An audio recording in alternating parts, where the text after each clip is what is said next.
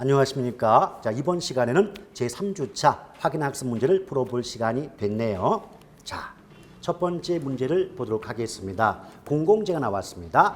자, 공공재에 관한 설명 중 틀린 걸 골라보라고 했는데 공공재는 소비의 비경합성과 비배제성이라는 두 가지 특성을 가지고 있다는 거 알고 계시죠?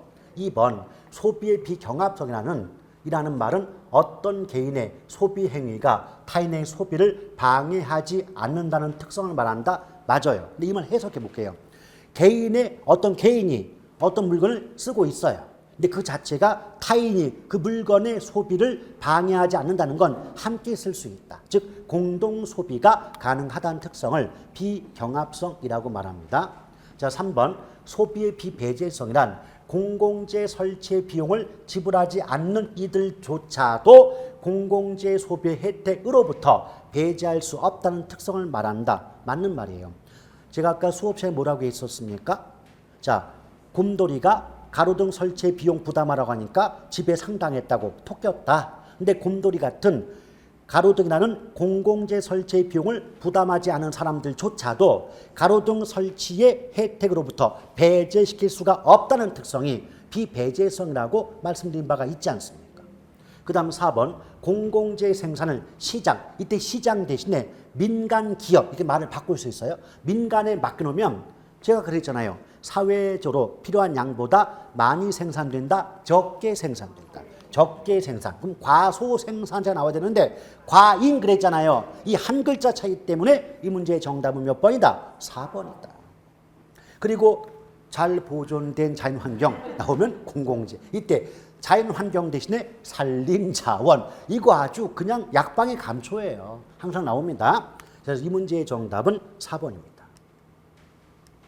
자, 두 번째 문제. 자, 임대료 규제가 나왔는데요. 이게 오늘 수업에 있어서는 아직 들어가지 않은 부분 아닙니까? 그런데 선행학습의 관점에서 미리 한번 해보고 다음 주에 정규 수업 때 다시 한번 좀 깊숙하게 내용 설명해 드려 볼게요.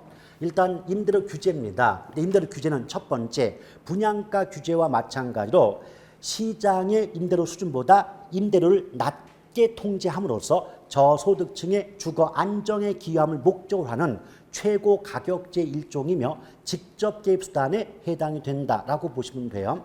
그럼 옳지 않은 거 골라봐라. 1번, 임대료 규제란 시장의 균형 임대료 수준보다 낮은 수준으로 임대료를 통제하는 수단이다. 맞죠?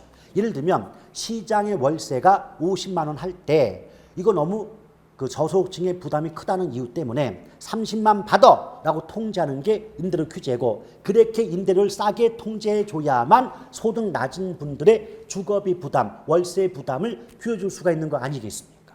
그 다음 2번, 규제 임대료 수준, 그러니까 정부가 규제하는 임대료가 시장의 임대료 수준보다 높게 통제가 되면 비싸게 통제한 거예요. 쉽게 말하면 시장의 월세가 30 갈 때 정부가 오히려 50 받아 통제한 거예요. 50. 그러면 높게 비싸게 통제가 되면 원래의 임대료 규제의 효과가 발휘가 될까요? 안 될까요? 안 되는 거예요. 1번처럼 원래 월세보다 싸게 통제해야 저소득층의 주거비 부담을 줄일 수가 있는 반면 비싸게 통제하면 원래의 정책의 효과가 발생한다, 안 한다?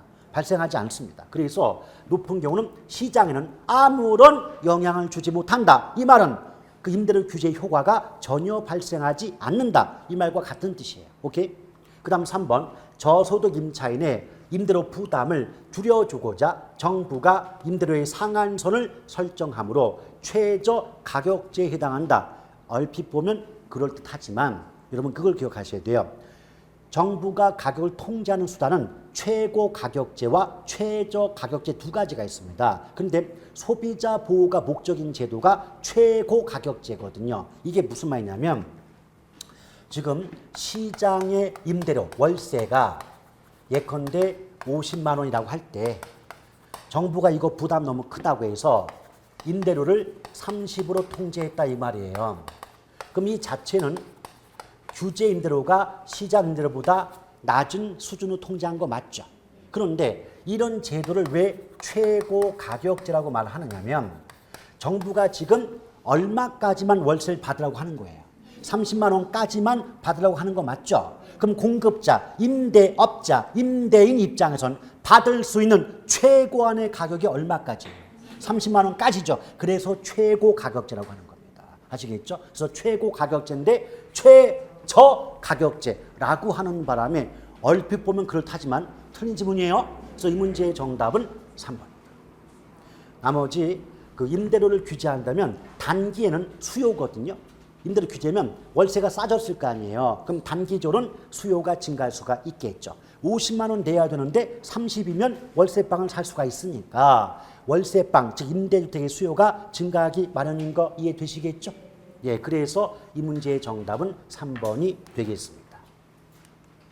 자, 이렇게 해서 이번 주에 배웠던 내용을 반복 학습을 마쳤습니다. 오늘 대단히 수고하셨습니다. 고맙습니다.